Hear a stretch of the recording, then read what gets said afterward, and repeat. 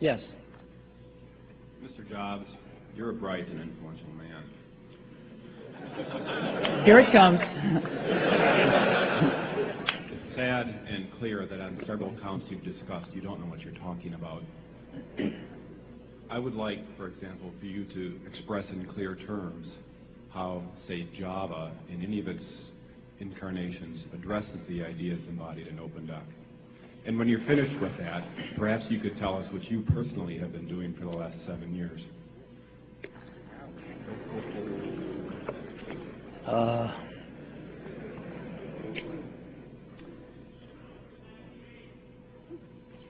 You know, you can please some of the people some of the time, but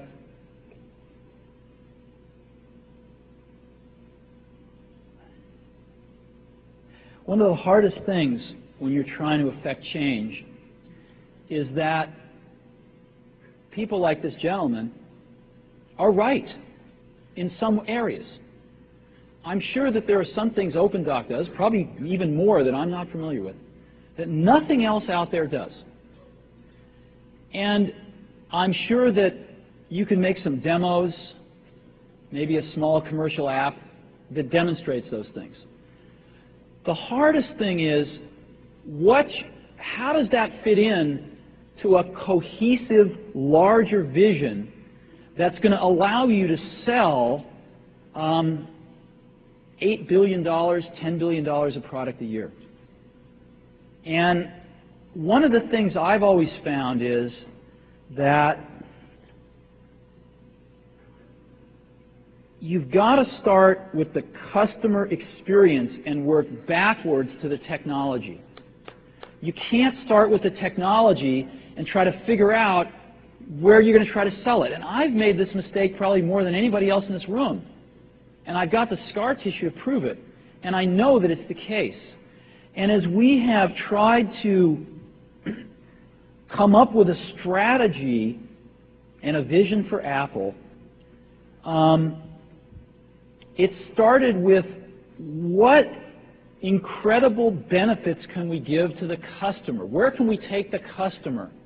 Not starting with, let's sit down with the engineers and figure out what awesome technology we have, and then how are we going to market that.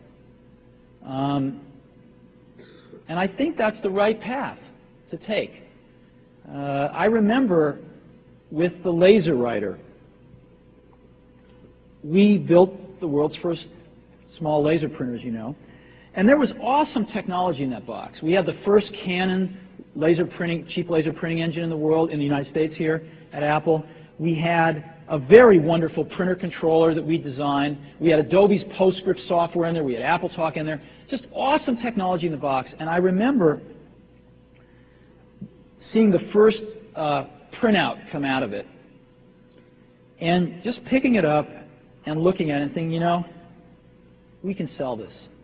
Because you don't have to know anything about what's in that box. All we have to do is hold this up and go, do you want this? And if you can remember back to 1984, before laser printers, it was pretty startling to see that. People went, whoa, yes. And that's where Apple's got to get back to. And, you know, I'm sorry that OpenDoc's a casualty along the way, and I readily admit there are many things in life that I don't have the faintest idea what I'm talking about. So I apologize for that too. But there's a whole lot of people working super, super hard right now at Apple. You know, Avi, John, Garino, Fred, I mean, the whole team is working, burning the midnight oil, trying to, and people, you know, hundreds of people below them, to execute on some of these things, and they're doing their best. And I think that what we need to do, and some mistakes will be made, by the way. Some mistakes will be made along the way. That's good, because at least some decisions are being made along the way. And we'll find the mistakes, we'll fix them. And I think what we need to do is support that team going through this very important stage as they work their butts off. They're all getting calls, being offered 3 times as much money to go do this, do that, the valley's hot. None of them are leaving. And I think we need to support them and see them through this and write some damn good applications to support Apple out in the market. That's my own point of view. Mistakes will be made. Some people will be pissed off. Some people will not know what they're talking about.